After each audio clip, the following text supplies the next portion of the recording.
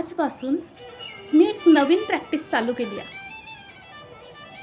माझ्या मनात ज्या पण व्यक्तीबद्दल, परिस्थितीबद्दल तक्रार आहे, त्या प्रत्येक व्यक्तीला आणि परिस्थितीला माफ करणं.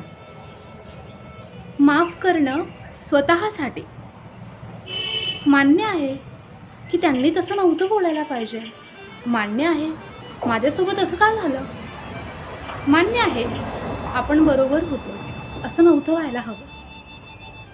पण आज आपण जर माफ केलं तर उद्याचा दिवस हा सुखमय राहील.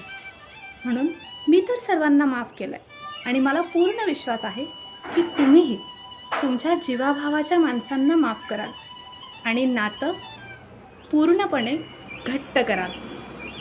ऋणाबंधाकडून अनुबंधाकडे जाऊया.